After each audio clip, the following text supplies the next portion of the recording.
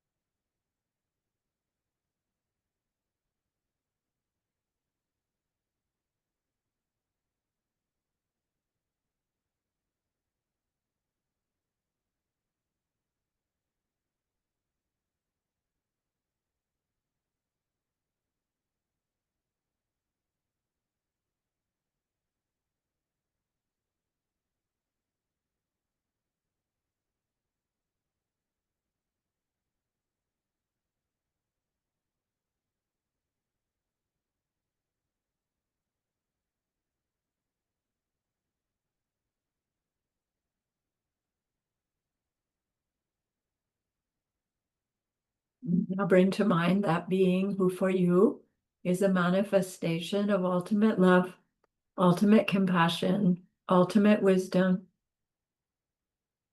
and see them here with you.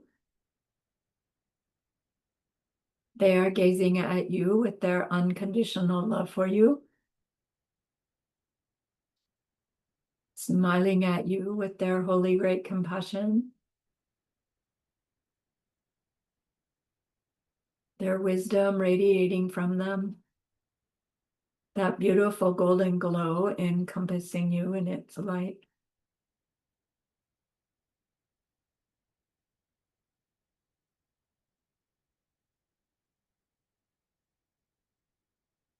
And then we hear them say, bring to mind someone you know who's hurting in some way.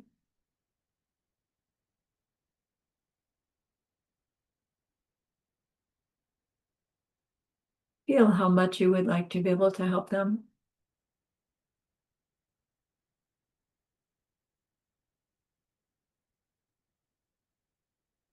Recognize that the worldly ways we try fall short.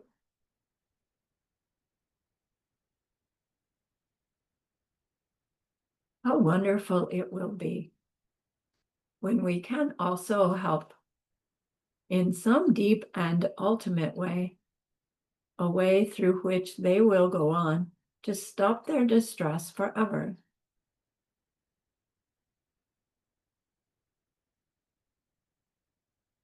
Deep down, we know this is possible. Studying karma and emptiness, we glimpse how it's possible.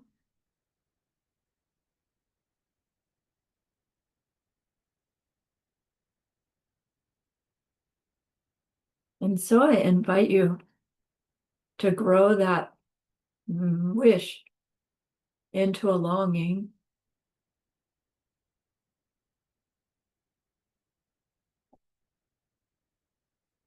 and that longing into an intention.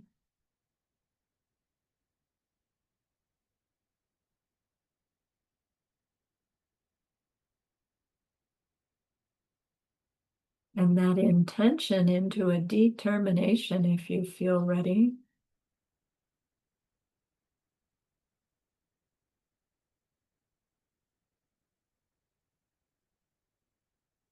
Then with that intention or determination, turn your mind back to your precious holy being. We know that they know what we need to know, what we need to learn yet, what we need to do yet to become one who can help this other in this deep and ultimate way. And so we ask them, please teach us that.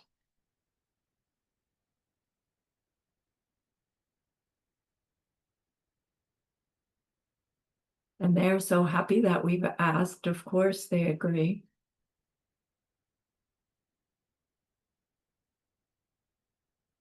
our gratitude arises. We want to offer them something exquisite.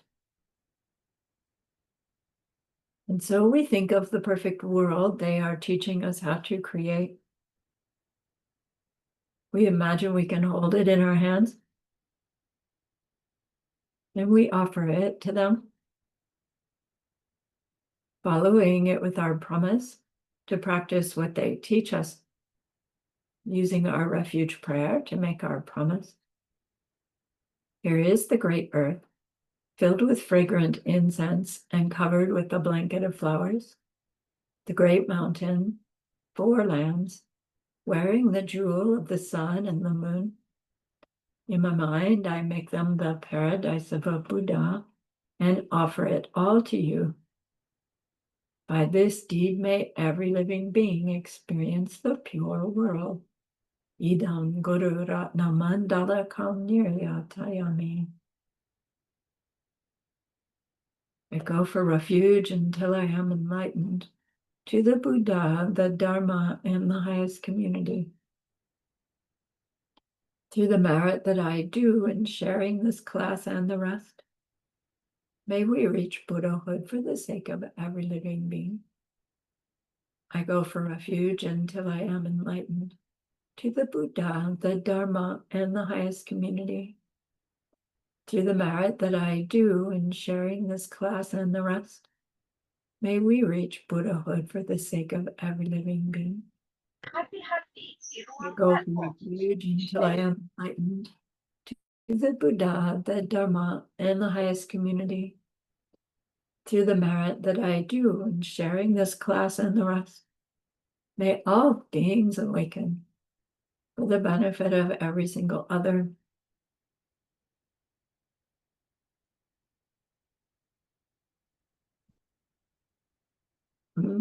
I'd like to remind us all that next class is class 10, and class after that is class 11, our review class, that if you would like, you get to teach me the review class. And those of you who have studied with me, well, it's everybody here, I think, know that you get assigned a final exam question and you deliver it to the class to be sure that the class will get the review of the material so they can take their final.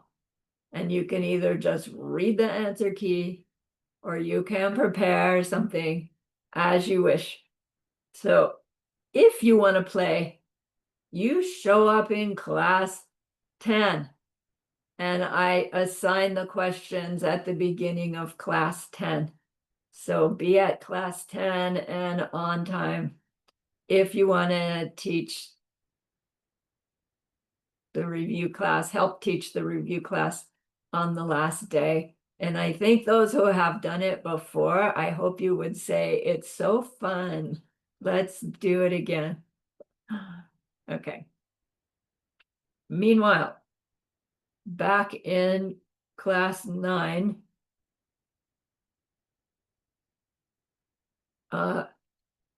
we are reminded that our class 8 was the start of a very quick study of Lamrim, Steps on the Path to Enlightenment, which by definition means all of the steps on the path, either really short version or in great detail. Each Lam is revealed so that we can, know where we are and where we have to go, and so that we can see the whole picture. So rather than review the quiz, I'd like to read to you the verses from the Song of My Spiritual Life. And having done your quiz, you will likely hear the review of the questions on the quiz, because it's about the lineage, it's about the benefit of studying Lamrim, and it's all in the verses. So you just listen until I get to the one that starts class 9, okay? So, Jetsunkapa's Song of My Spiritual Life. Your holy body was birthed by billions of perfect good deeds.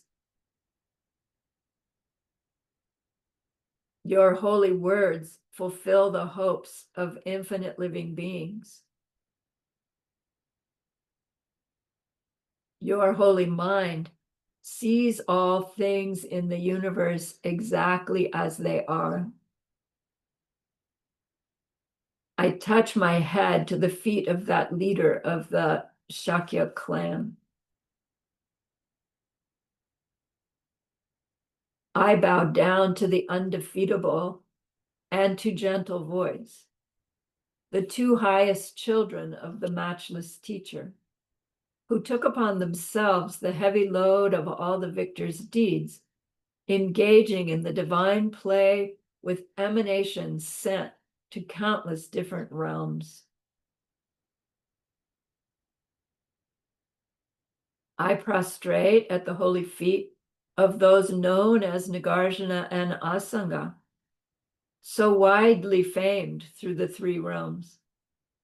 You are true jewels of our world, who undertook to comment in a perfectly accurate way upon the true thought of the Mother Sutras of the victors, so extremely difficult to fathom. I bow down to Dipankara, maker of lamps, who holds a great treasure of advices which incorporate unerringly each and every one of the essential points of the paths of the profound view and widespread activities, descended so perfectly from the two great innovators. I bow down to all those spiritual friends who utilize a variety of skillful means to clarify these teachings moved by their love. They are eyes to view all of the myriad forms of high teachings, the very highest point of entry for those of sufficient goodness to make the journey to freedom.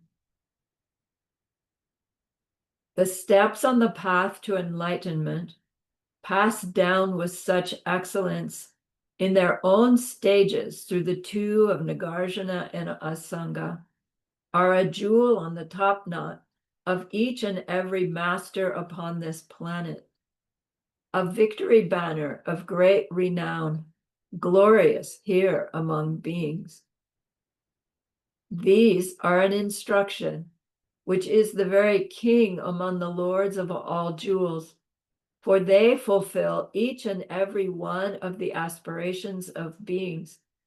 They combine the rivers of 1,000 beautiful classics. As such, they are a glorious ocean of fine explanation. The steps also allow us to grasp that each one of the teachings is completely compatible with all the others. They also make it possible for all the classic teachings of the Buddha to strike us as advice meant for each of us personally. They permit us to locate with perfect ease the true intent of the victors. And we are also protected from falling off the high cliff of the great mistake. As such, the steps are a supreme form of instruction, relied upon by a great many people of sufficient goodness, by great masters in both India and Tibet. Where could we find a person with intelligence whose heart wasn't completely stolen away by these steps of the path designed for persons of three types of capacity? This, then, is a system which embodies the deepest heart of all the high speech of the enlightened ones. When we teach or listen to the steps even just a single time, we are able thus to obtain with perfect certainty and with powerful efficiency all the benefits of explaining and listening to all the holy Dharma. Contemplate then this point well. The specific root cause then for getting off to a good start in the entire collection of the good things that could ever happen in this life or in our future lives is our holy spiritual friend, the one who shows us the path. And then with great efforts, we need to rely upon that Lama in our thoughts and in our actual actions. Seeing this, we see that we must please them with the offering of accomplishing everything they have commanded us to do without ever giving it up, even at the cost of our life. I, the deep practitioner, have accomplished my practice this way, and you who hope for freedom should do your practice the same.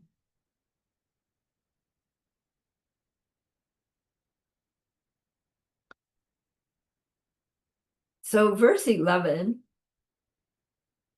is this one that says the specific root cause then for getting off to a good start.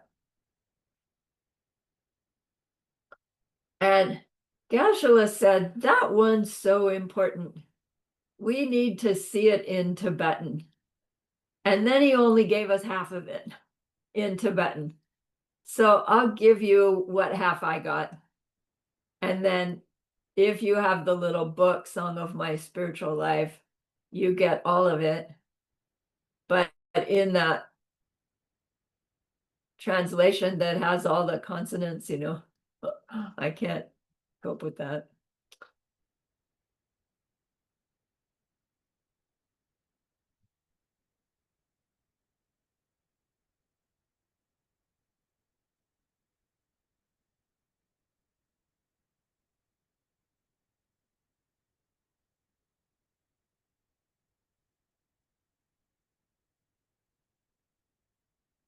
Thumb fingers.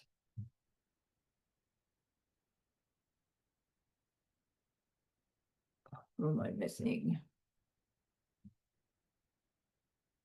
Please.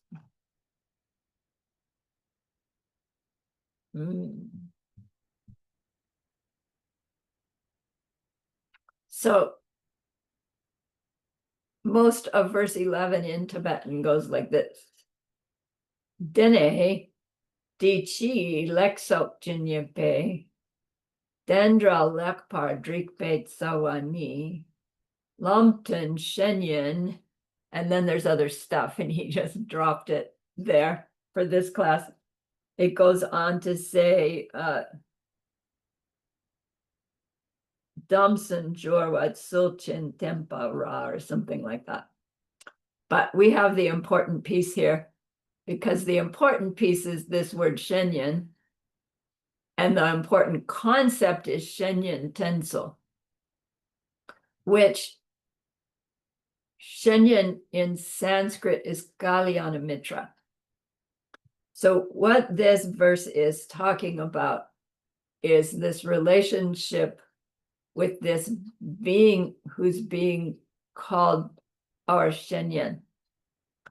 So the Tibetan breaks down Shenyan as the She means blood and Yen means relation, blood relation, which you would ordinarily we would say, oh, that means my relative, somebody with whom I share my DNA and ancestry. But here, at least in English, we use the term blood brother, blood sister, and we don't use that to mean my sister or my brother. We mean it to say, I have a friend who I'm closer to than my own sister or brother. We say, oh, she's my blood sister.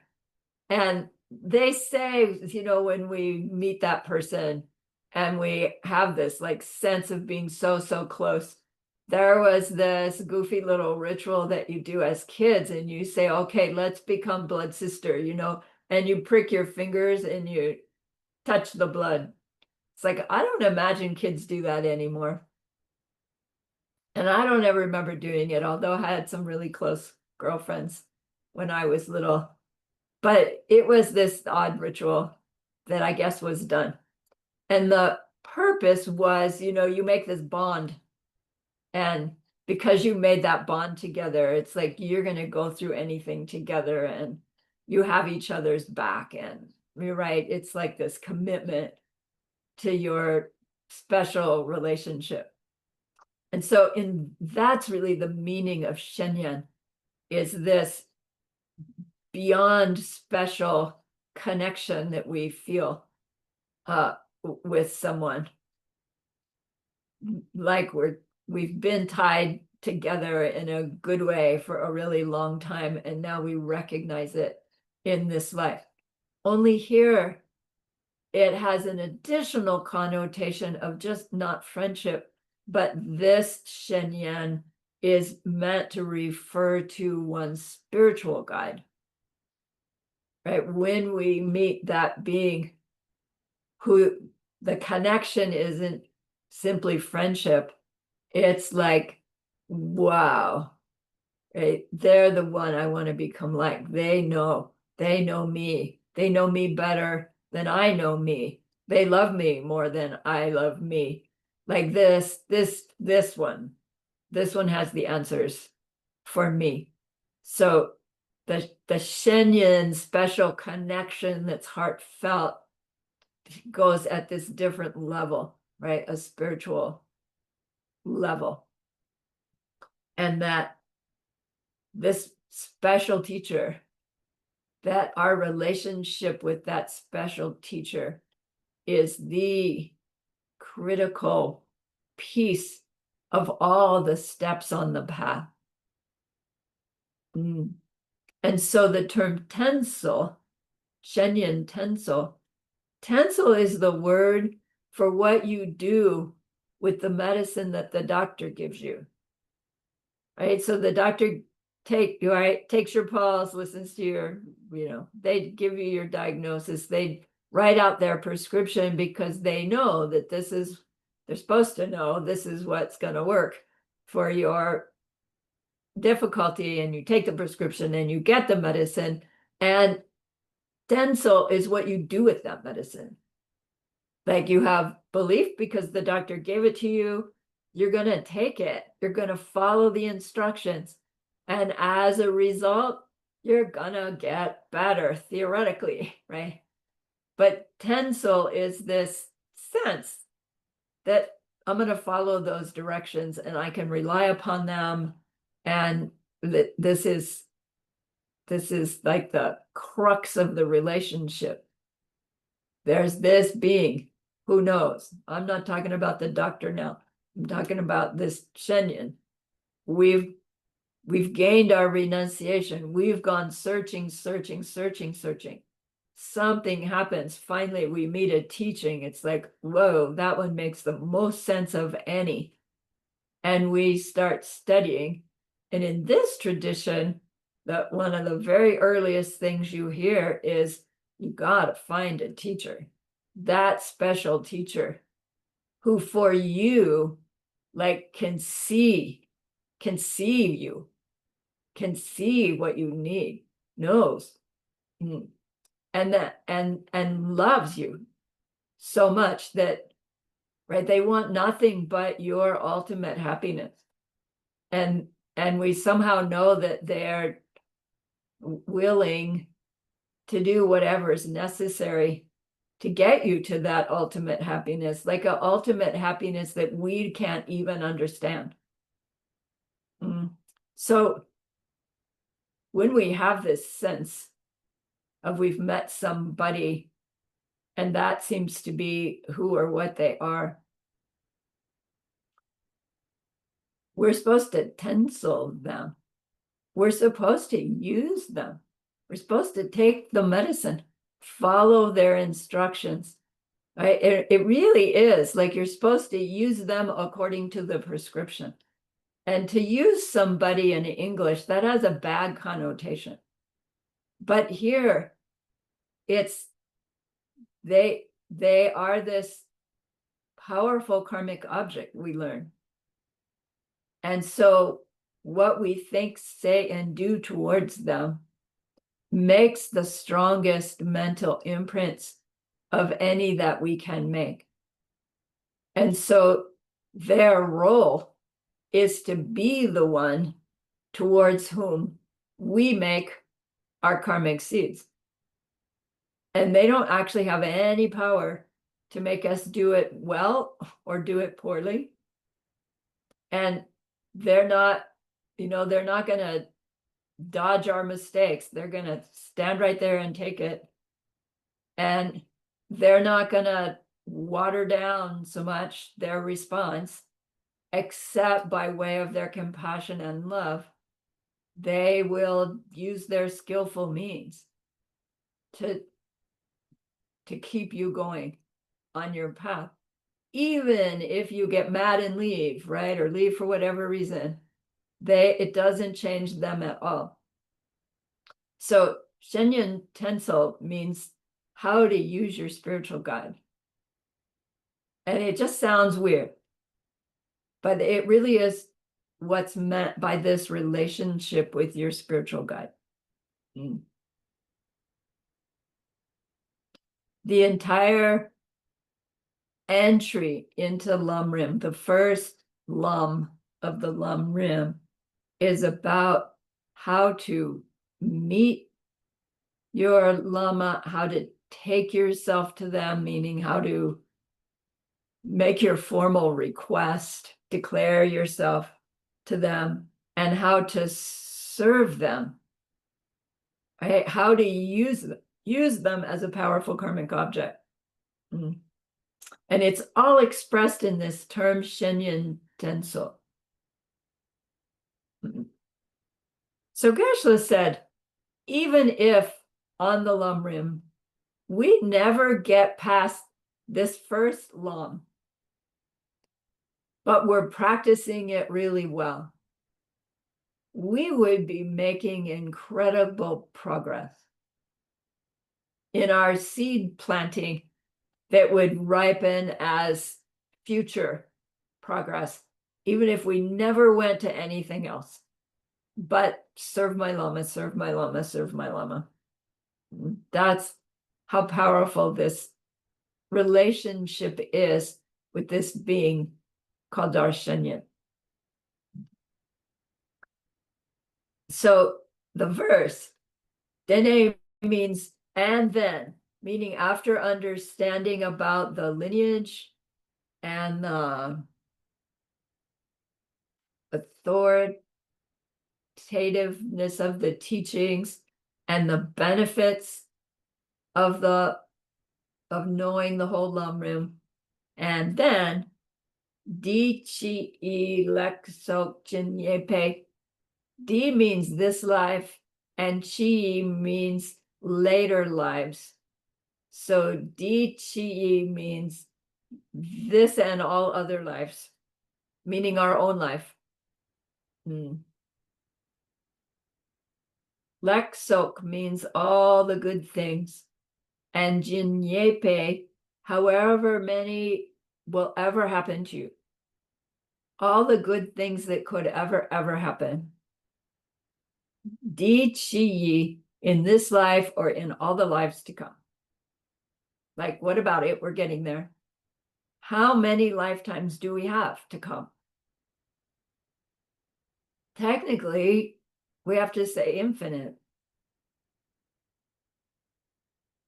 So whatever's coming next about this Shenyan is going to apply for infinite lifetimes. But then what happens once we have our first direct perception of emptiness? And when we come out of it, we actually realize that we just saw, right? We now know how many lifetimes it's going to take us to reach that as our permanent address, to reach the Dharmakaya. And they say typically it's 7 more lifetimes instead of countless. I mean, not countless as the number, but infinite, only 7, which would be around 500 years, we say, if each 7 was, mostly a full adult life. So until the direct perception, we don't know how many lifetimes. And technically, we don't even know for sure there are future lifetimes, except by way of logic and belief. Whereas after direct perception of emptiness, you now know for sure something happens in that experience, going into having it and coming out of it, that is like, now you know what riding a bike is like in that analogy. Now you know what past and future lives are, that they are true.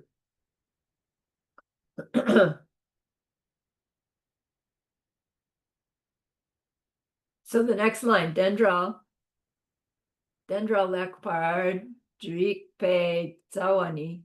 Dendral usually means dependent origination, but that's not how it's being used here. Here, the dendral means to get off to a good start. Like,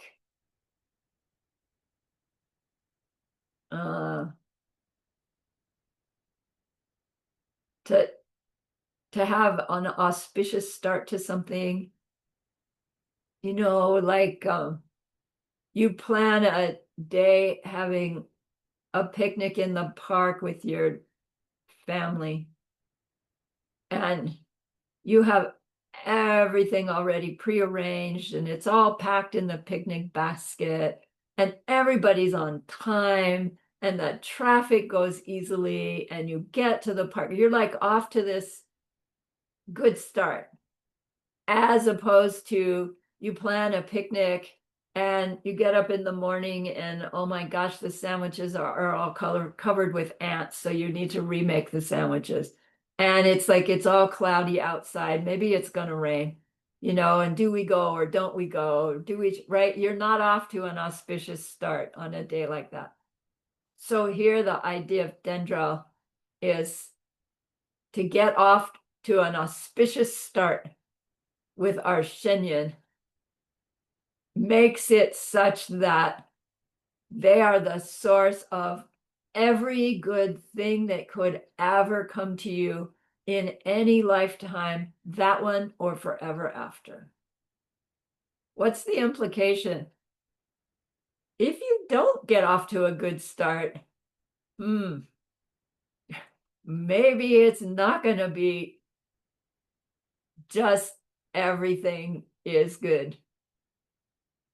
And that is the implication, that if we get it right from the start, then that relationship with the Lama goes really, really well. And things are a little easy. Does it mean things never go wrong? No. Right? But we have this platform that's strong and powerful and keeps us going. Whereas if we get off to a bad start, then the whole relationship is just rocky and difficult, they say. But like, what is it to get off to a bad start?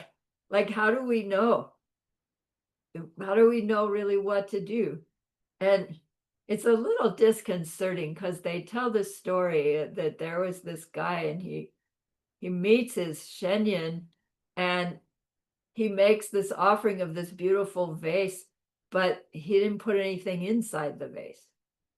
And in the Shenyan's culture, to offer someone an empty vase or an empty bowl or an empty, hollow anything is inauspicious.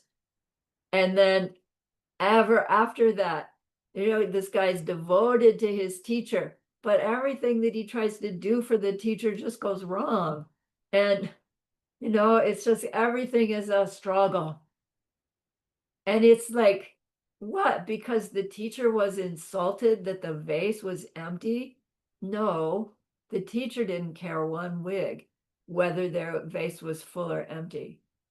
It was a karmic, right? Both ripening and planting in the mind of the guy that carelessly made offering to the Lama in asking him to be his Lama in such a way that left the guy's karmic connection with this Lama to be one that was a rocky boat. And so I don't know, the moral to the story. Should the guy have checked out the culture of that area to find out what kind of thing he should have offered to the Lama? I don't know. They don't finish the story. They just say to get off to a rocky start with this being the Shenyan means you're going to have a rocky relationship with the Shenyan from the get-go. Whereas to get off on the good foot, it'll go a little bit easier. But as you think deeper about it, if both you and the Lama are hell-bent on getting you enlightened, maybe the rocky road would be faster. It wouldn't be more pleasant. It wouldn't be fun, but it might be faster.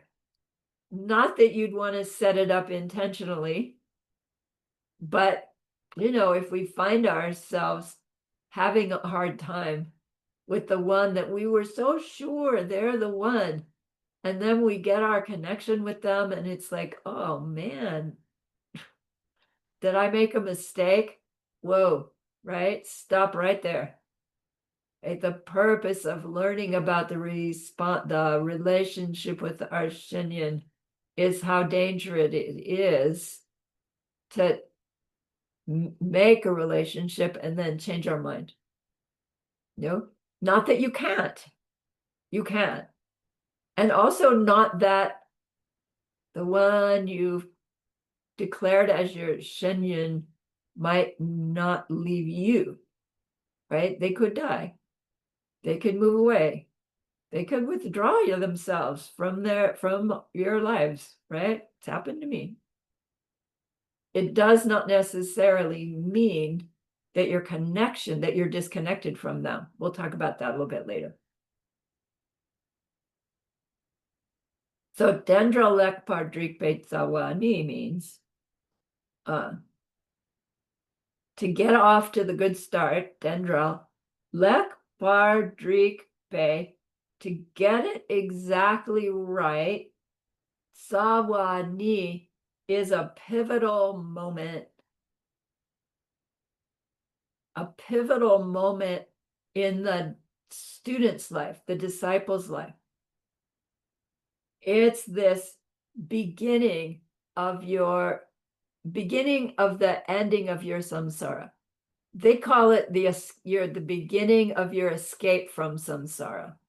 But to me, that means we're still believing that samsara is a place and a thing that we can break free of and walk away from and leave it behind.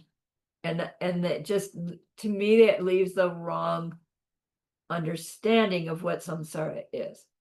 So we are at the beginning of the end of our perpetuation of samsara when we get off on the right foot with our spiritual guide.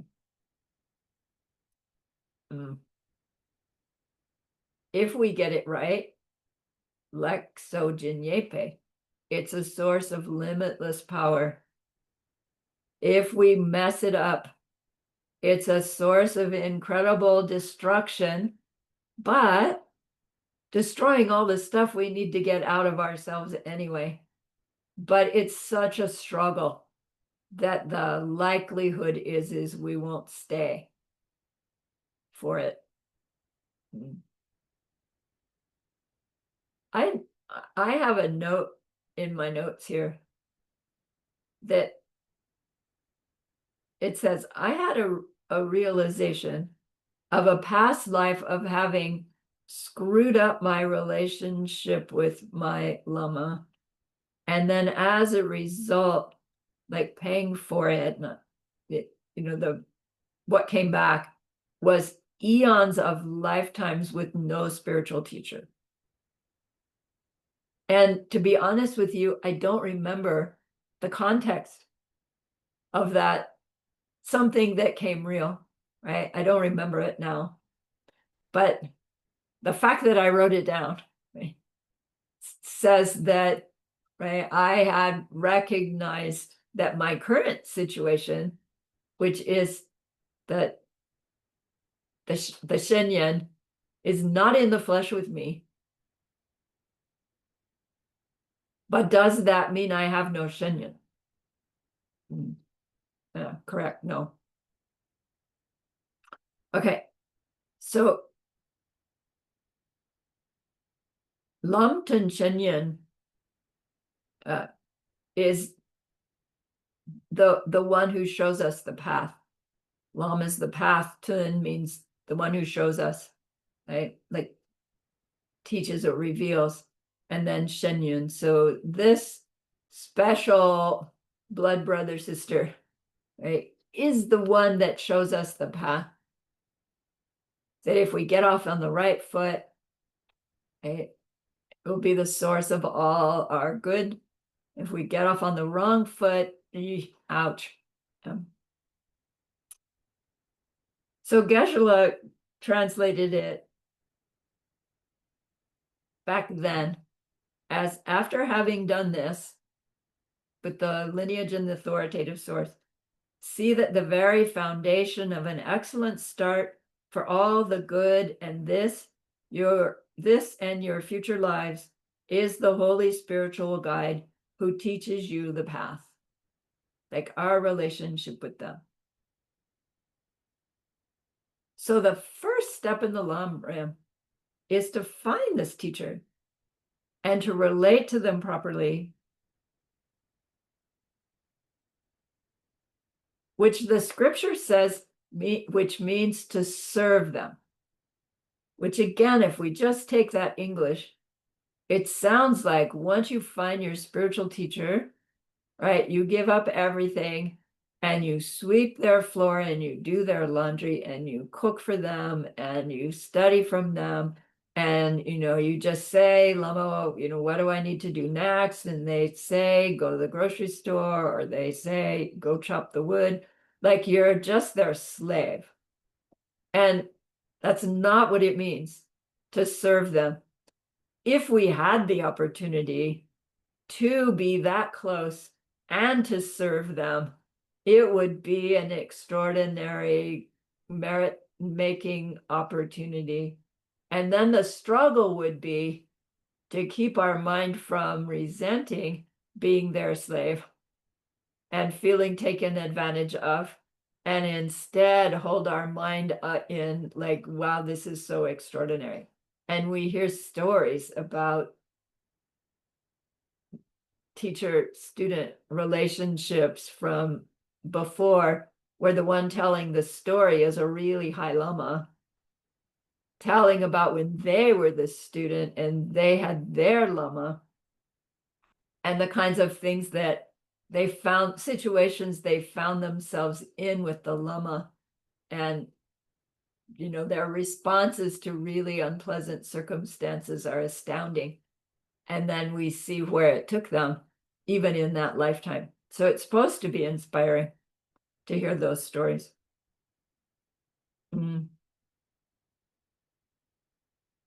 So our first job in seeking our own nirvana or enlightenment, whichever is our path, is to find the teacher who fits. Geshe-la says, like the pair of blue jeans, you need the teacher who fits you. We will have many teachers, sutra teachers, logic teachers, right? Lamrim teachers. We all have had many teachers of all kinds, tantra teachers. But this one, your Shenyan, right, is this special one who may not teach you any of those formal classes, but is the one who teaches you by way of daily life experiences. So it's a little bit hard, because when we first hear about Lama, spiritual guide, we're thinking, oh, they're the one who teaches me all the intellectual stuff. But then it may or may not be them who is your Shenyun. But we learn about the advantage of having a Shenyun, and we interact with the sutra teacher, etc., in ways to help build the seeds for our ability to pull to us the one who becomes this Shenyun relationship, which may end up being somebody you've known for a long time, and you just didn't recognize in that capacity as being an admirable, ethical, wise person. And all of a sudden it's like, oh my gosh, it's my Aunt Mary, or oh my gosh, it's my neighbor from when I was a kid. Oh my gosh. Because of the goodness that we've created through our interaction with these other teachers. Or maybe it turns out to be one of those teachers. We keep our mind open. Most people say, I knew them when I saw them. And that was all they needed.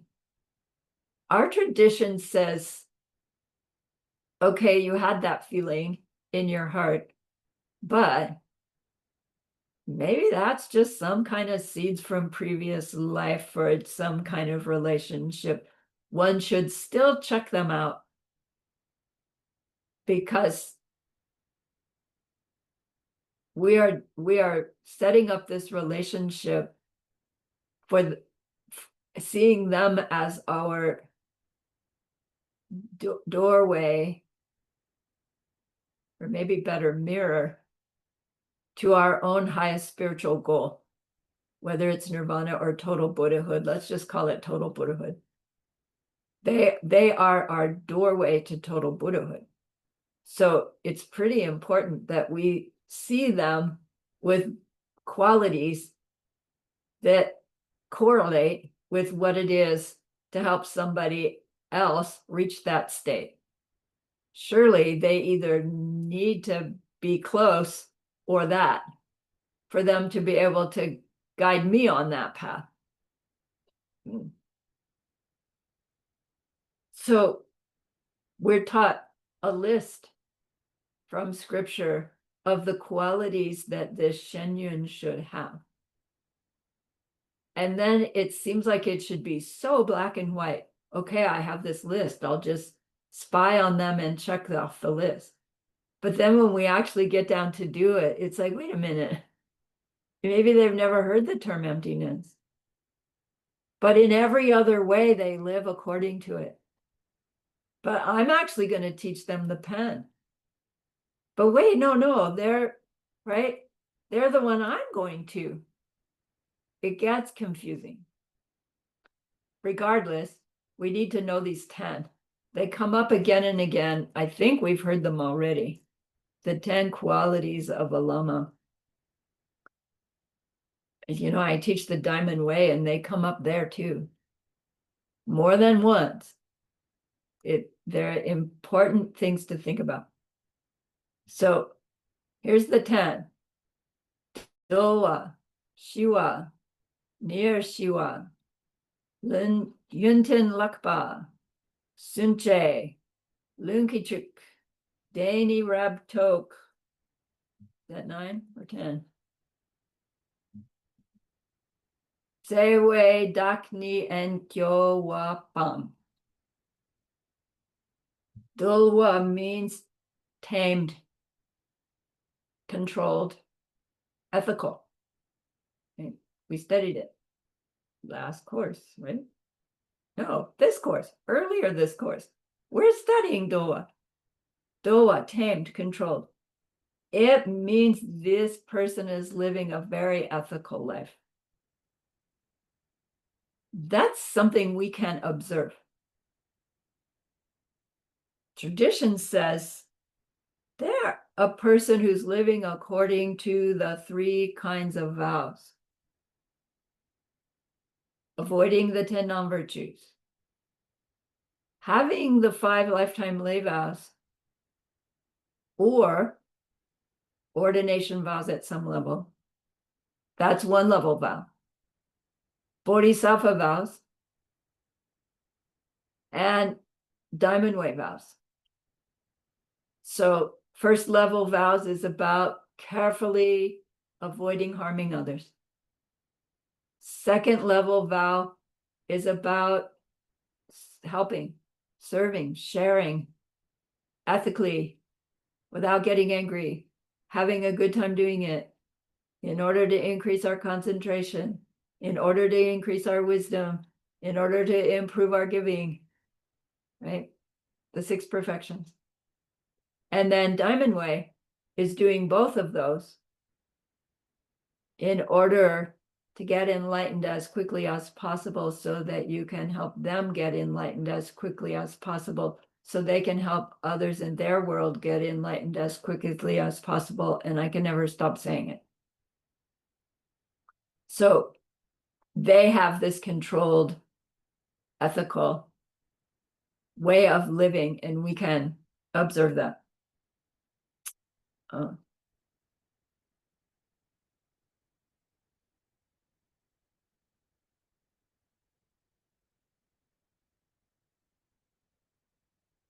Second quality is Shiva. Shiva means peace. So peace, or being peaceful here, it is referring to the second of the 3 trainings. So the first one, ethical, is the first of the 3 trainings. The training in the ethical life, extraordinary training of ethical life. This one is that extraordinary training of concentration, meditation, the ability to concentrate deeply. This Shenyan, to qualify as our Shenyan, we would want them to be a good deep meditator. How are we going to know that? Third one, near Shiva. They are really peaceful.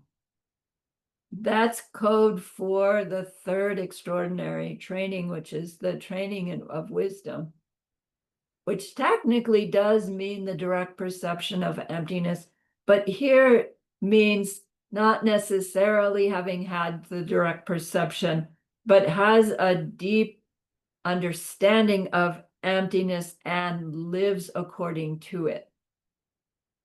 So again, we would need to be spying on them. We would need to be around them when things are going well, to see what they do with those pleasant circumstances, and to be around them when things are going not so well, to see how they respond to the not so well experiences, for us to be able to have this confidence that, wow, how they respond in both of those situations is something I want to learn how to be like.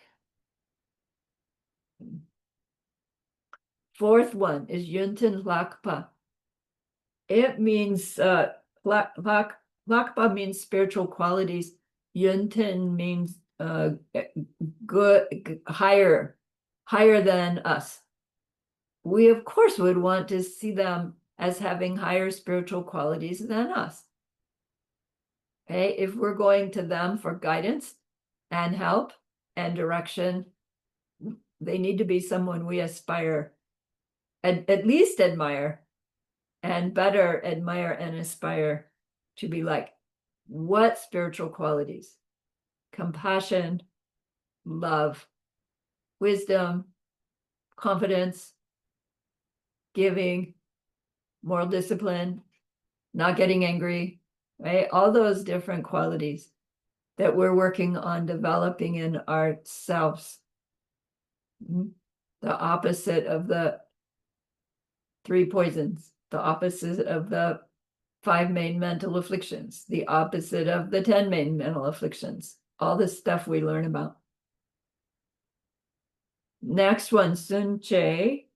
Sun Che means has effort. Here it means they are clearly dedicated to the 2 goals. The 2 goals being the ultimate benefit for themselves and the ultimate benefit for all others. So this then tells us that these 10 qualities are coming to us from a Mahayana perspective. Because otherwise it would just be focused on their own goals. And then it's like, well, wait a minute. How am I going to fit in the picture if they're just focused on their own goals? So even if we are a Hinayana practitioner, I don't know, we might still be wanting a Mahayana teacher, right, who understands that my capacity is only to reach nirvana, but please care for me, right, as much as you care for your own Buddhahood, so that I can reach my goal. Like you can see that all their energy is focused on that, right? Their own spiritual path so that they can help others, right? Their own spiritual path grows by way of how they help others. So those two are really not separate things. They're really tied together. Number 6, Lung Ki Chuk. Down here, Lung Ki Chuk. Lung here means scripture. Chuk means wealth or rich. So rich in scripture. We would want them to have mastery of the 3 baskets, it's called. The 3 baskets are the Vinaya, the scriptures about ethical life, the scriptures of sutra, not meaning the Buddhist teachings, but meaning the teachings on concentration, deep meditation. And then the collection of the Abhidharma, not meaning Abhidharma Kosha, but the collection of scriptures on wisdom, both Hinayana and Mahayana, lesser capacity, medium capacity, greater capacity, the 5 schools. No, so we want them to be knowledgeable, is what that says. Then Dani Rabtok. Here. Dani is emptiness. Rabtok means great realization. So this one says one of those 10 qualities we hope for is that they have experienced emptiness directly. Now, traditionally, that teacher won't tell you. Even if you ask them directly, they will change the subject. They will wiggle out of some direct answer because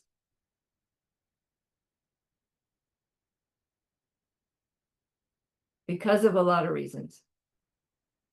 We have the extraordinary goodness to hear Geshe Michael very openly say he's seen emptiness directly. When he first came out with that, it was quite controversial, and like that's his path to walk is controversy. And he's done it many times. And this was another big one. And the circumstances with which that came out, really a number of people left that were at Diamond Mountain preparing to receive the higher teachings, like had really dedicated themselves to developing Diamond Mountain. And then this thing happened and it's like, whoa, and they left. So, right, it's like, it's an extraordinary goodness on our part that we hear someone, right, openly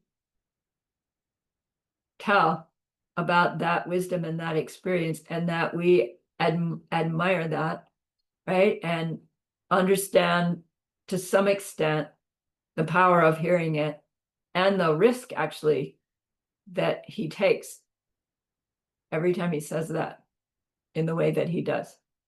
But it has inspired so many people. So in hopes, our spiritual guide has that same realization.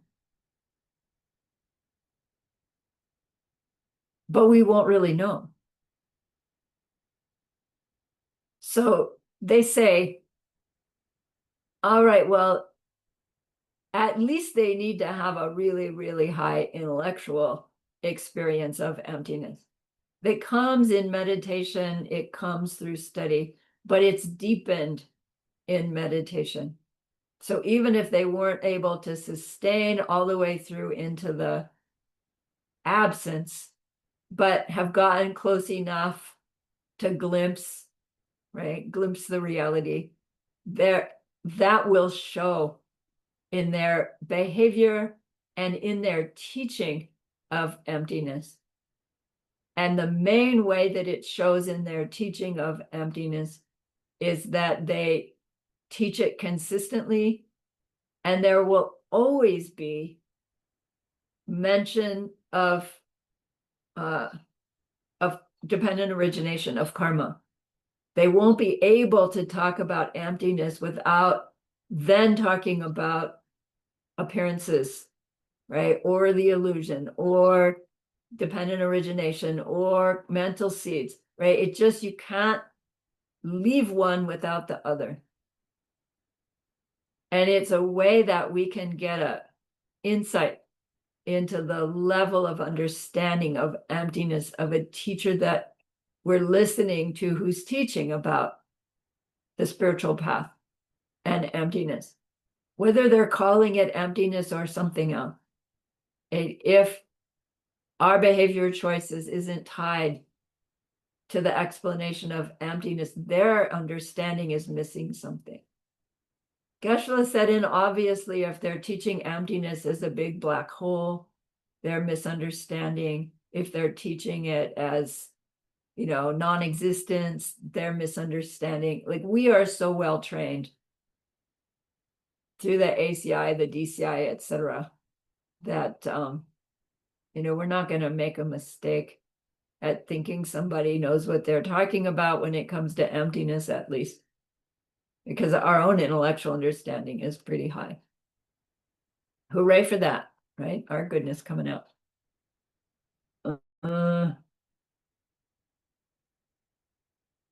So the main way we're going to know about their Deni Rabtok is by watching their behavior, their reactions, and listening to their teachings. Make Den is the next one. Make means K is master, so Make means a master teacher, and it says they possess these qualities of being a master teacher.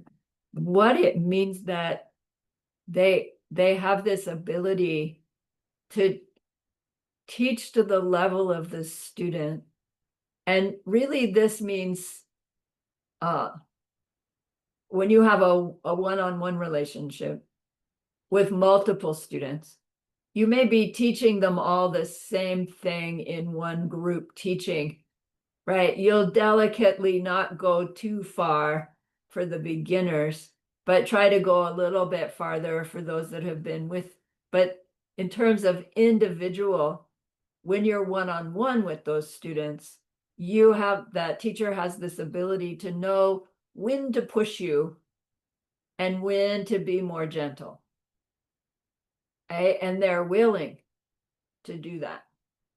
Willing to push when push is necessary, even if the student gives pushback, which sometimes happens. And it doesn't affect the teacher's love for the student, no matter what the student's reaction is. Their role, they're doing what the student's karma is making them do. They don't really have a choice about it. And so this master teacher knows or is able to adjust their teachings to their individual students according to what the student needs. How are we going to judge that? Without having already first put ourselves into their care. This seems like it should be so cut and dry. I just have my list. But when it gets down to really using them, it's like, wait a minute, how am I really going to make these judgments about people? Next one, Sewe Dakni. Sewe Dakni means they are the embodiment of love. Like, they teach out of love. They interact with you out of love. Love meaning their sole concern is with your ultimate happiness. whatever it's going to take to get you there. That kind of love. And they have no interest in material gain. They have no interest in fame.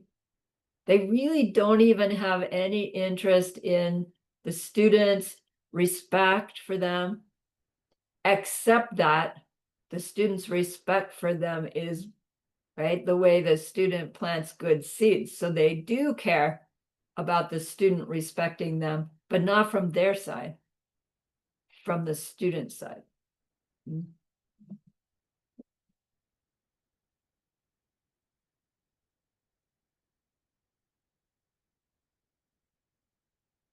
All they want is our freedom from suffering. Sewe dakni. Kyoa pang. Kyoa means distaste. Pang is having gotten rid of.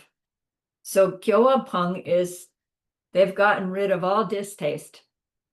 And it's their phrase for meaning they will never get discouraged. They will teach the same thing over and over if that's what the students need.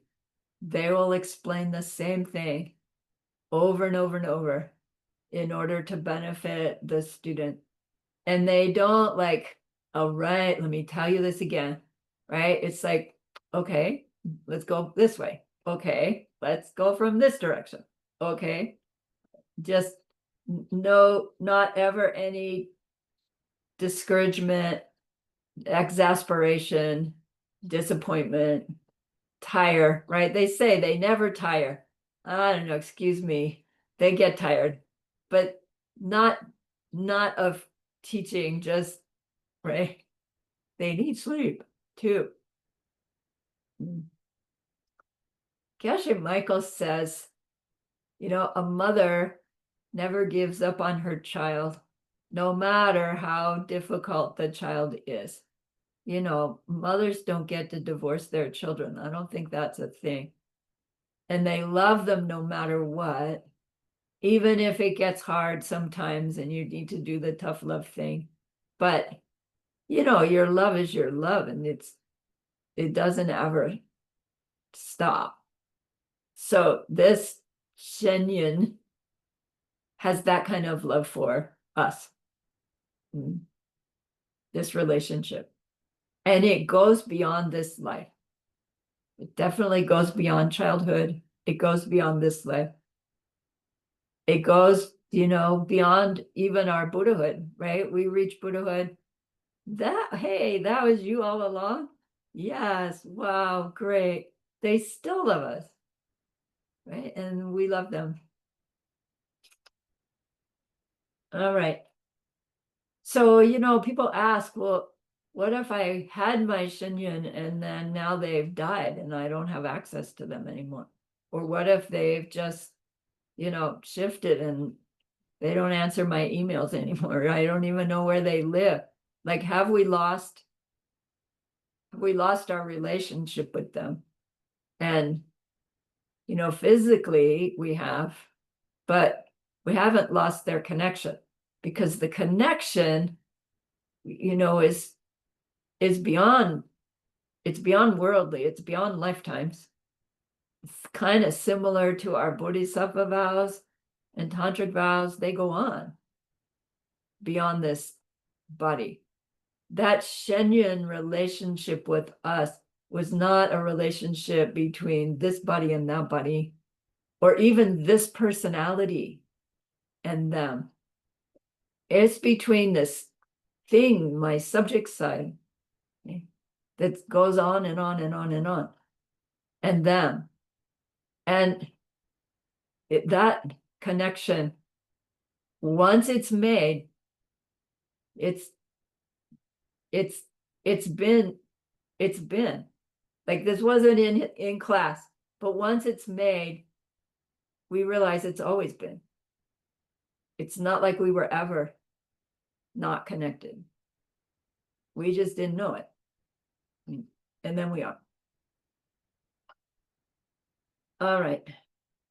So, like, what happens when we had them close and then all of a sudden we can't get them? Like, did they get upset? Did I choose the wrong one? Did I do something wrong? What happened?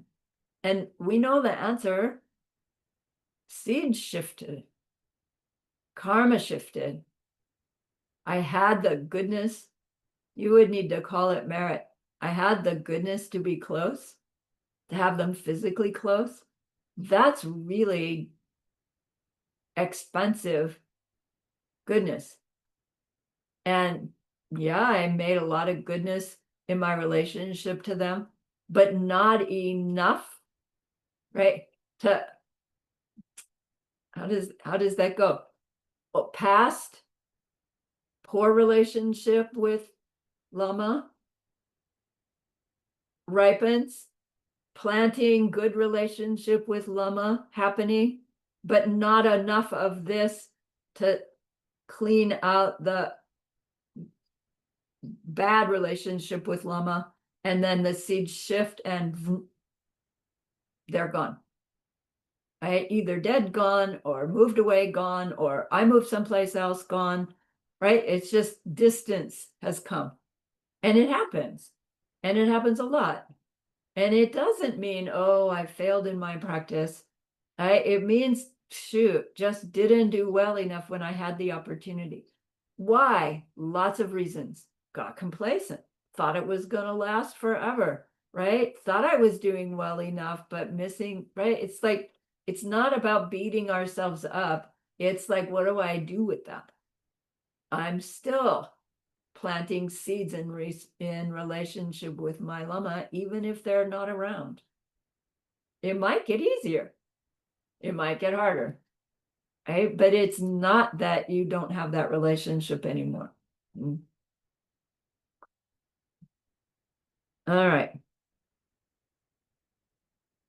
I yacked right through our break time, didn't I?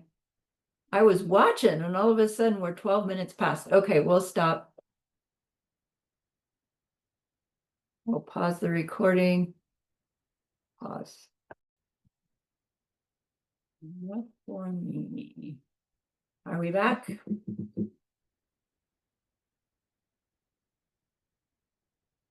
I need to go on because I have a lot yet to cover. So, those good qualities of this spiritual guide, are they in them from them? No. What qualities do they have? Right? They are empty of any qualities. So why couldn't any old being be our special Shenyun? They could be. But if we don't have the seeds to see them in that way, then they aren't. So if we found our Shenyun and they look like this, that's our seeds. Suppose our seeds for them looking like that wear out. It doesn't necessarily mean our seeds for our relationship with them have worn out. It means our seeds for them looking like that has worn out. And it would be a shift, of course, but it doesn't mean we can't then go looking for them. They just may show up looking like this instead of that. And if we're stuck in saying, no, they have to look like that, and they show up over here, we won't notice, we won't recognize. Right? Even though if we did recognize or give the ability to recognize their emptiness, right? Our seeds would ripen. Oh my gosh, there's my Lama. But now they look like Aunt Mary. Whereas before, they looked like Lama Christie. Wait, what's going on here? It's all right. Just leave it for right now. Where does the teacher with those good qualities come from? our goodness, our seed. So we could see a being with these 10 qualities, for instance, in somebody who they themselves swears up and down they don't know what you're talking about. But everything out of their mouth is this wisdom of love and compassion, and things aren't what they think, what we think, and how to live ethically. And all the while they're going, I don't know what you're talking about. On the other hand, we could be relating to somebody that our seeds make us see them as, just ordinary, nice person. And from their side, their seeds could very well be, right, them omniscient being, like blasting you with love and wisdom. And we're just going, my neighbor with the barking dog, right? Totally valid. And similarly, right? So they can see themselves as ordinary, we can see them as holy. They can see themselves as holy, we can see them as ordinary.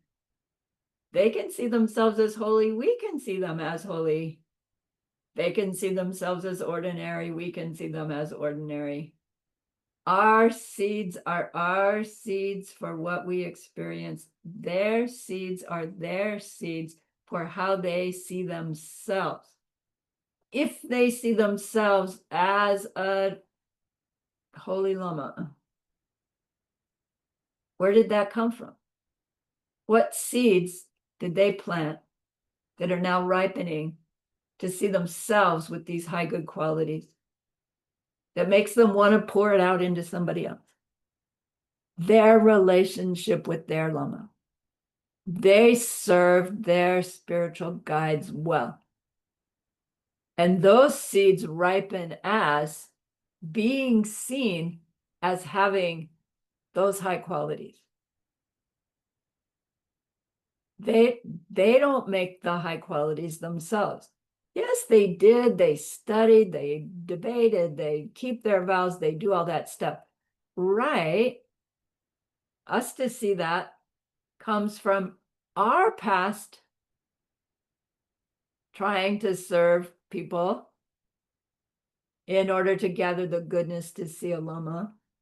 And then their being seen as a lama comes from their past seeing someone as a lama and serving them in that way.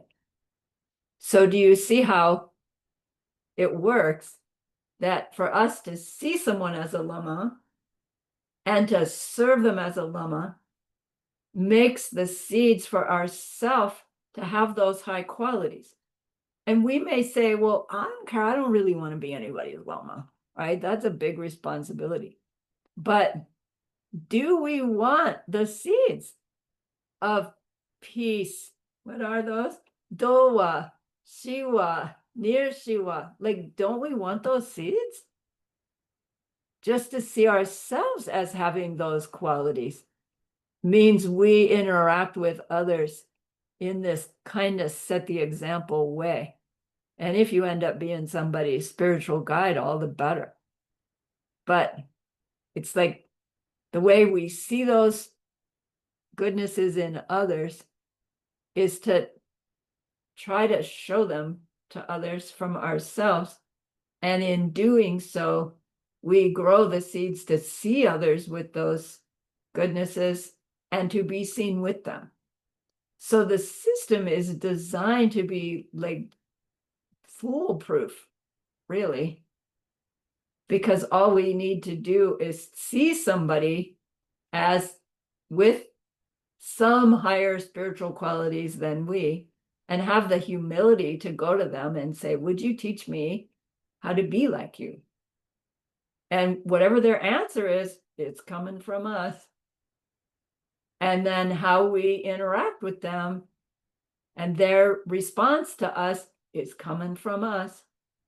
And all they do is serve as the mirror of our own seed ripening and serve as the fertile soil for our own seed planting.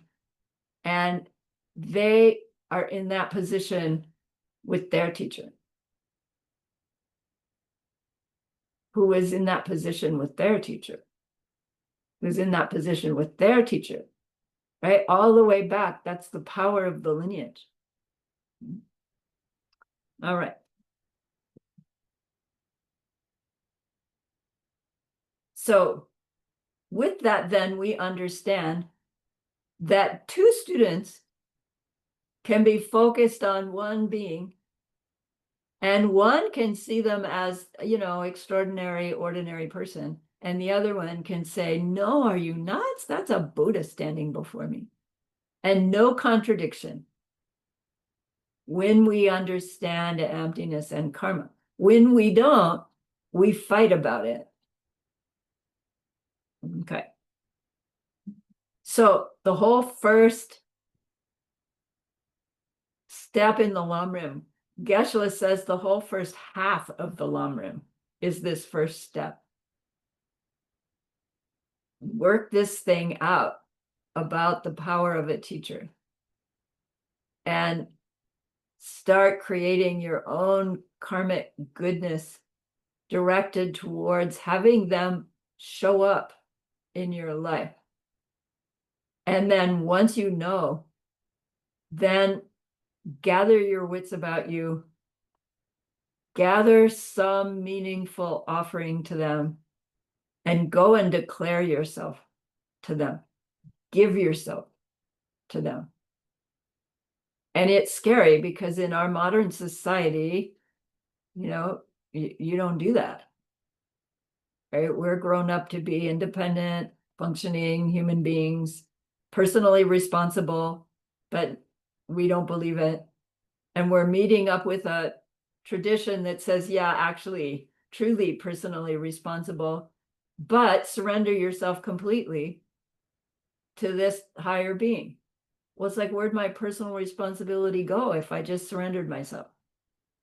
Right? It's like we want to work all these struggles out because we're going to work with them eventually anyway. But once we devote ourselves to this Shenyan, like the more we surrender everything to them, the more powerful a karmic object they become. And of course, it's dangerous because they could very well take advantage of us. And hopefully we don't have those seeds. But then how we respond is planting future relationship. It can be very tricky. Geshe-la has always explained that when you find your spiritual teacher and you're ready to devote yourself to them, we really need to understand that it's I feel funny saying it, but it really is a pain in the butt to have students. So, and that's words from Geshe Michael. Right, it's hard. And but you love them so much that you're willing to do that. And there's like no bone in your body through which you would take advantage of them. But you are being exactly what they need to give up and what they need to take up. And if their seeds ripen a circumstance where it appears that you're taking advantage of them, right, then you don't kick them out before it happens. You don't make it happen, right? You are the mirror for their seeds ripening. It's difficult. It can be very difficult and challenging relationship. However, the more we give to them, the more we get back. Because karmically, it has to be, right? The more we surrender, I know what's best for me, and just let them guide us, the faster our transformation happens. Because what's blocking our transformation is that me and I know, right? Our self-existent me thinks it knows what's best for me. And of course, it's all mistaken. So difficult relationship, but powerful beyond belief. So suppose we've made that connection and then we go to them and say, okay, Holy Lama, please, what am I supposed to do? Teach me. And they say, get the essence of your life. And they won't say any more unless we ask, what do you mean by that? And then in Jetson Kappa's review of the Lamrim, he shows that what Lama will say, what the Lama means by get the essence of your life is to recognize your leisures and fortunes. So I'm going to go through these really quickly. We've had them before. There are 8 leisures and 10 fortunes. The 8 leisures mean they're these 8 circumstances that we don't have, that if we did have, would mean we couldn't be on our path. And then the 10 fortunes are the circumstances that we do have through which we can take advantage of these seeds ripening for being on the path. 5 that have to do with our personal circumstances and 5 that have to do with our worldly circumstances. So the 8 leisures are 8 things that are not, that we don't have, right? 1, we don't hold to wrong views, right? We do believe that what I do will come back to me on some level, or else you wouldn't be here. Secondly, we are not born as an animal. Third, we are not born as a craving spirit, right? Insatiable appetite for anything. We are not born in a hell realm, nothing but obvious pain. We are not born in a land where the Buddhist teachings are not available. We are not born in an uncivilized land, which is code for nobody practicing morality. We are not born as a human who's disabled, either mentally or physically, such that we would not be able to practice the teachings. Number 8, we are not born as a pleasure being, right? Who's too pleasured out to care. Those are the 8. They're called the 8 leisures. 8 things we are free of. The 10 fortunes, the 5 that relate to oneself, is we are born as humans. We are born in a central land, which means a land where the Buddhist teachings are still available. We have our faculties intact. We are not lost to the laws of karma, right? We have some understanding, belief in the laws of karma. 5, we are born with some feeling of faith for the place. The scripture says faith for the place, meaning faith for the place where the Buddhist teachings are still available. Some belief there. The 5 related to our outer world is we are born in a place where the Buddha has come and taught the Holy Dharma. Secondly, we are in a place where the teachings still remain. They're still available. We are in a place where there are people who still follow those teachings. And we are born in a place where there is compassion. So the teachings are being done on behalf of other people, right? Implying that there could be places where there's Buddhism, but not the Mahayana. So the first thing the Lama teaches us is take the essence of your life. What do you mean by the essence? These 8 and these 10. Recognize where you are. What's important about that? Where are those 10 knots or 8 knots and 10 halves come from? Right? We don't know it yet, but the Lama knows. It's coming from our past goodness. And the Lama's job is to instill in us this understanding that we can use those up and not necessarily get them again in the next life. We could end up with any one of those 8, not having the 8 leaders. Lamas want us to recognize ourselves. It's like, oh my gosh, I have these circumstances now. I don't know how long they're going to last. And we will come to ourselves, our own conclusion of, oh my gosh, I could die at any moment. And if I do, what's going to happen next?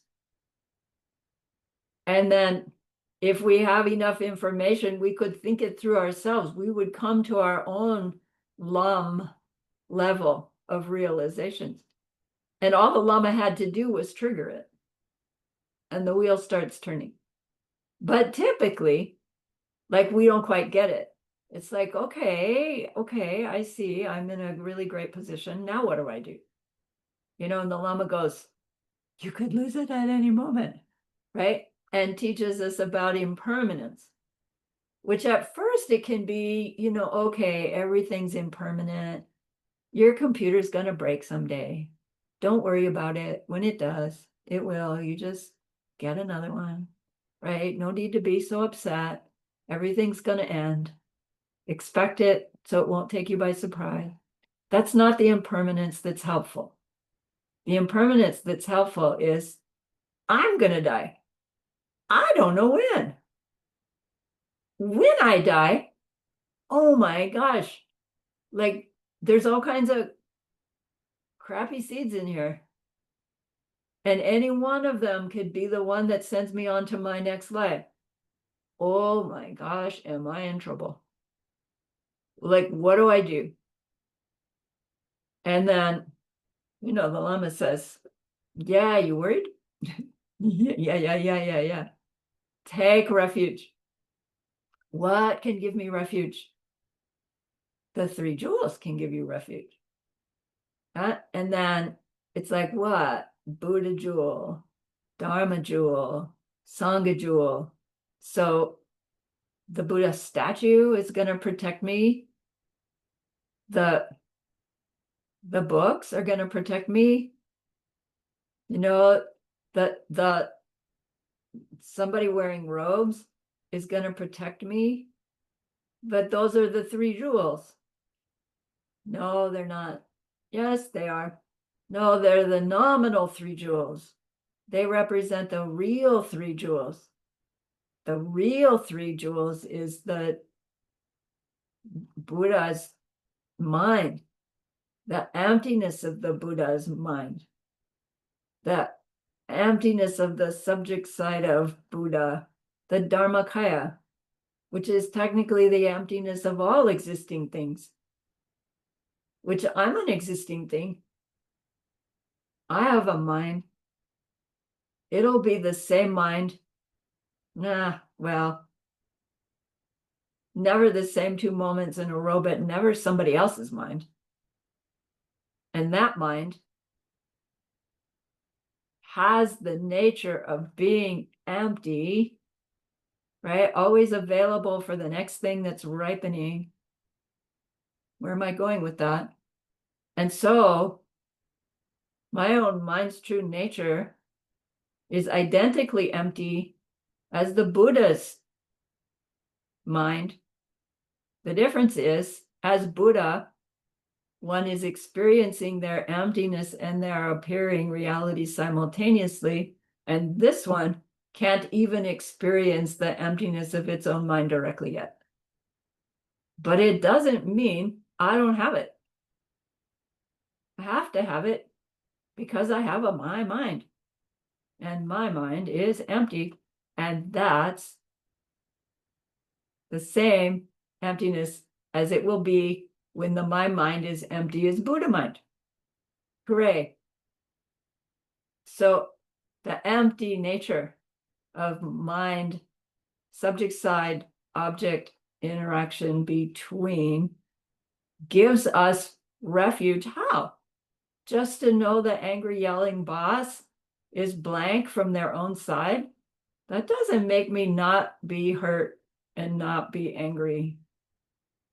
So we really need to understand not just emptiness, but emptiness and dependent origination. Because our mind is empty from its own side, blank, my karmic seeds from my past behavior ripen my experience in the way that they do. And how I respond, I'm aware of how I respond, and that makes the new imprint that's going to someday be a experience. And so, in fact, I am totally responsible for everything that happens to myself and anything I can know about, which someday will be everything. So to take refuge in the Buddha jewel is to take refuge not just in the empty nature of me, but the emptiness and dependent origination together. The fact that I'm blank means my behavior creates my future, so I can keep creating it as samsaric, or I can stop creating it as samsara and create something nicer. Even just a nicer samsara would be nice. So refuge in Buddha is refuge in emptiness. Refuge in Dharma is refuge in the realization that we then have that happens on the direct perception of emptiness. The realization that our belief in things having their own nature was a mistake. And it was just a belief, a mistaken belief. And now it's gone. And that's refuge, because although we still see things as looking like they have their identities in them, the belief is gone. It's like, man, this is wild. I know it's not self-existent, right? I know it's coming from my own mind, but shoot, right? It still looks and feels like it's coming at me. It must be frustrating. But it's refuge because of no belief in anything's nature as anything other than results of my own past behavior. You're going to automatically, right, be trying so hard to plant your seeds in ways that will be pleasant for everybody in the future. Will you always be successful? I'm going to vote no. But even in failed attempts, you're still planting seeds without the ignorance because your belief is gone. So we can take refuge in that because it tells us behavior. Anything is possible through our ethical behavior. Then the third jewel, Sangha jewel, is those ahead of us on the path, ordained or not. So if there's anybody that we see are able to not yell back at the angry boss and instead say, oh, gee, boss, I'm so sorry you're upset with me again. How can I help you? You know, and we witness that and go, wow, like, wow, how did you do that? You know, and they say, well, you got 20 years, I'll teach you. What they're going to teach us is, you know, that boss, they're coming from you. So our refuge is in emptiness and karma. And those things that remind us, teach us that and remind us of that. Does it stop the speeding bullet? No. But it stops the reaction to the speeding bullet. Egads, I'm going to die. Or, oh my gosh, how dare they shoot me? Or whatever it's going to be in response to an unpleasant situation. Our keen karma and emptiness refuge will be, all right, ripening seeds. What do I do with this one? Right? And can change the whole outcome. Technically in the moment, right? Like in that movie Matrix, right? The guy reaches into the speeding bullet and plucks it out of the sky. Not at first, at least in my experience, but eventually, your reality is at our fingertips.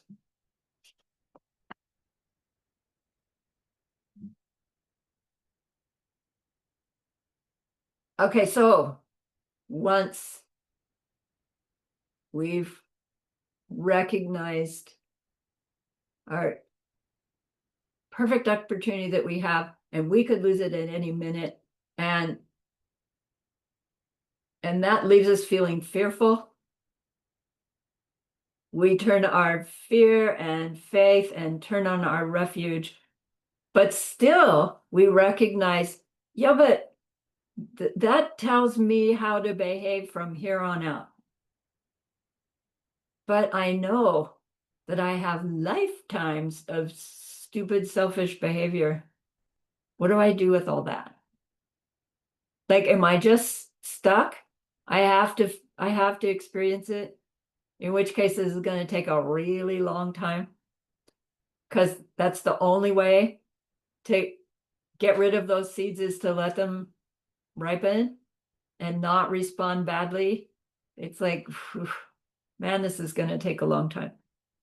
And then, what does Lama say? No, we have this tool called the four powers. And we go, where did that come from? Buddha taught it. And Diamond Cutter Sutra teaches that you read and study that Diamond Cutter Sutra, and you know what? You're going to suffer. And it's like, well, then why would I want to read that? Why would I want to do that? And they say, well, because the goodness of doing that stirs up the pot of selfishness, and some of that karma bubbles to the top sooner than it would have if you hadn't stirred it with your goodness. And that means seeds that would send you to lifetimes of hell realms just ripens as a nasty headache, and then the headache passes and those hell realm seeds are burnt up because they didn't get to stay long enough to get big enough to be a hell realm. We burnt them off as headache pain, which gives us a clue, like any discomfort we have, where like any discomfort we have, it really would not be fooling ourselves to say, well, wow, this is really unpleasant, but you know what? It's not as unpleasant as a lifetime in a hell realm. And it would be true, because any unpleasant seed, if left to grow, is gonna grow into hell realm hungry ghost animal. So the worst case, if it goes long enough, is hell realm. So it sounds silly. It sounds like fantasy talking, but in the midst of those migraines that I had, to really be able to hold the thought, this is terrible. If I had a gun, I could shoot a hole in my head. But to recognize a hell realm is way worse. And this is burning off those seeds. Thank you very much. Thank you very much. Like, thank you to my own karmic seeds, my own goodness that brings up that serious pain. And my elbow hurts. I forget to say, thank you, elbow, for burning off, what could be a whole lot worse karma if I let it go. It's a different relationship to negative seeds ripening. Now they're not such a bad thing. It helps us with our perfection of patience, because our perfection of patience is the willingness to use unpleasant circumstances as our path. And that grows us into the perfection of joyous effort, which means we're having fun on our path, whether good things are happening or bad things are happening, because we're just using it all. Well, so what do we do with our old yuck seeds? Besides read the Diamond Cutter Sutra and get them to ripen as a headache. We do the 4 powers. We apply the 4 forces. Let's go back here. Ooh, fast. Do the 4 forces in 10 minutes. Fortunately, we know them already. But have we seen them in Tibetan? Here are the 4 powers in Tibetan. Denki Dok, which is the basis force, the foundation from which we push ourselves up when we realize we've done something that's planted a seed that will come back to us as an unpleasant, ugly situation. We need to recall our refuge in karma and emptiness. I lapsed there for a moment. I yelled back at the boss, so sure that that would solve the problem and help me feel better. And you know what? I did feel better after I yelled at her. And oh darn, right? Because that fed my mistake to thinking I got a good result from yelling at her. If I feel better about yelling at somebody, and when somebody yells at me, it doesn't make me feel good, then those two cannot be related. And oh darn, right? Even though it felt good to yell back, I just messed up I didn't behave according to my own saying, I have karma, I believe in karma. But we remember it. You go, okay, seeds planted, I can do something about it. And that leads to the second power, the Nampar Sun Jinpe Tok. Nampar Sun Jinpe Tok is the totally wipeout force, which means the power of regret, the intelligent regret of an educated Buddhist.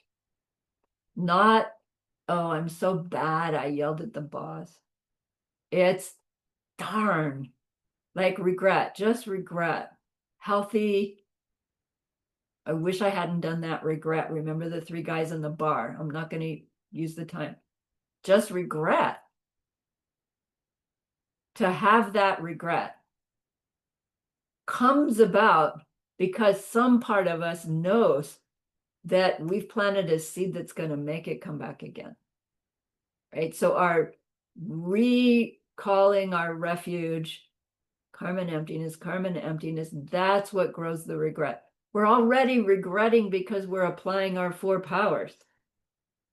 But now our regret takes hold in terms of, I just re-imprinted my mind with the very thing I've been saying I wouldn't do.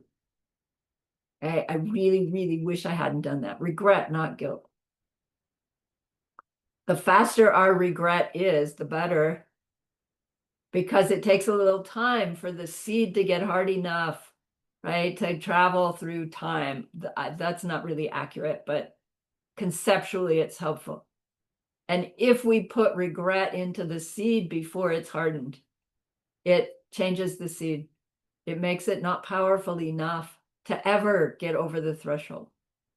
So a healthy sense of regret is a really valuable thing to have at our discretion. Anytime we catch ourselves thinking, saying, doing something that we recognize was motivated by selfish me. What about me, right? I need my needs met. Oh, darn, right? And that's enough that those constant ones don't keep getting replanted. But we're talking about the ones I've planted from before I knew any better. Old seeds. We still do the same thing. We identify them. We establish our refuge. We establish our regret. And then we go to the next 2. These are in different order and different teachings. This one, Yepar Le Larn Dok Pe Tok. it means the power of restraint. So this one says, you get your regret, you do your refuge, you tune up your regret, and then you declare, I'm not going to do that again. Right? It doesn't make a nice flow, but I'm not going to do that again in a given time frame, in a given circumstance, one that we know we can complete. So even if what we're trying to purify is oh, I'm blanking out. That justified, I'm justified to yell back at the boss feeling that's underneath our reason for why we would yell back in the first place, like the next time it happens. That's so ubiquitous that I feel justified. In order to purify that, our power of restraint would need to be, for the next 5 seconds, as I'm sitting here doing my 4 powers, I'm going to convince myself that I'm not justified. It's not ever justified to yell back. And I'm just going to sit here, right? And it's like, no, not justified to yell back. No, not justified to yell back. So that you can actually say, I really, really didn't be justified to yell back in the 5 seconds that I said I would. I did my power of restraint, right? And slowly you build it up. Right? You can say, I won't yell back at the boss next time she yells. But then what if it's not for 3 months? Are you going to remember?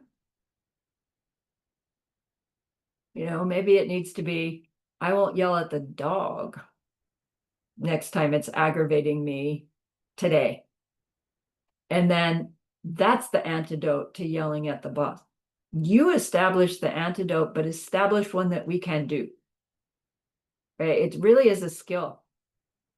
Then the 4th tope is the Nyempo Kuntu Chupe tope, which is the Nyempo, the antidote.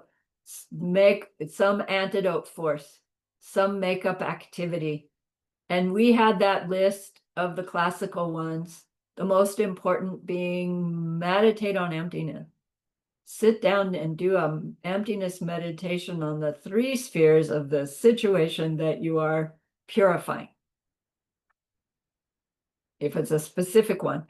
If we're doing this general purpose, working with a certain mental affliction, set up a scenario and do an emptiness meditation specific on the 3, the subject side emptiness, the object side emptiness, and the interaction between emptiness meditation as your antidote.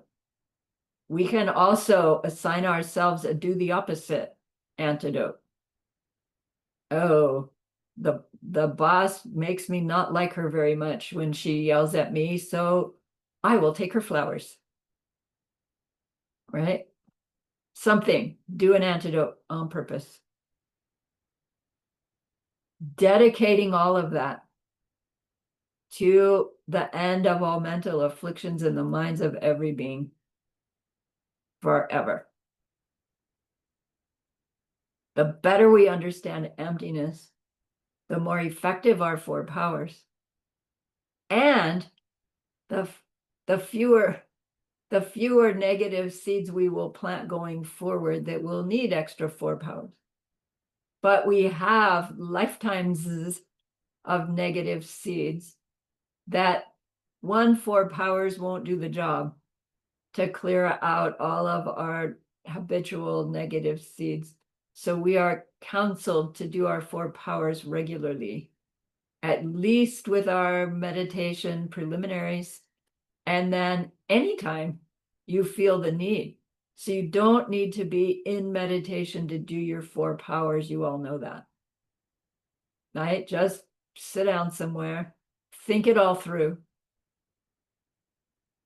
Do a 30-second emptiness meditation, if that's all the time you have. establish your restraint and carry on. The sooner we do our regret and 4 powers, the sooner we see effective shifts in our circumstances.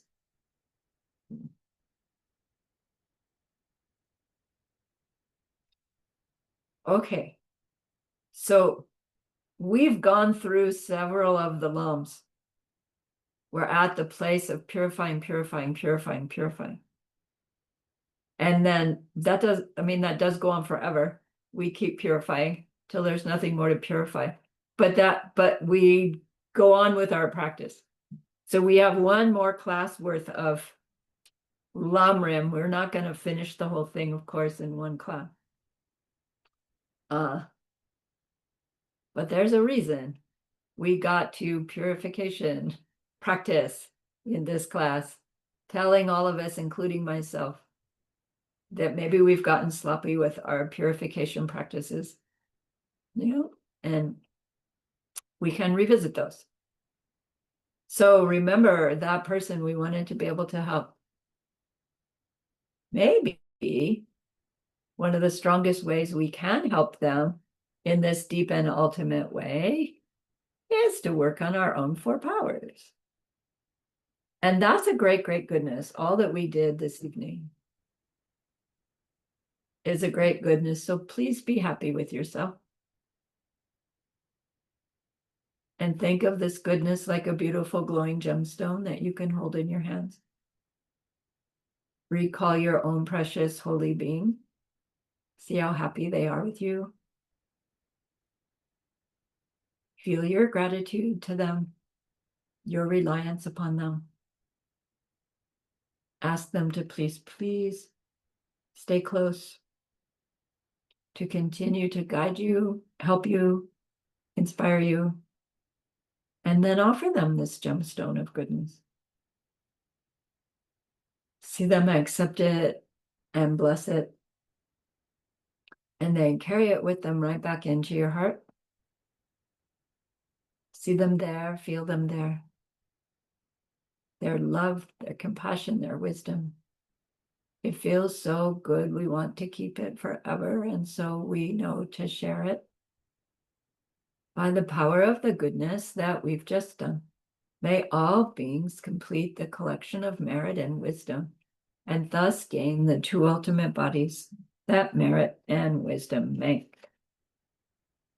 So use those 3 long exhales to share this goodness with that one person. To share it with everyone you love. To share it with every existing being everywhere. See them all filled with happiness, filled with loving kindness. And may it be so.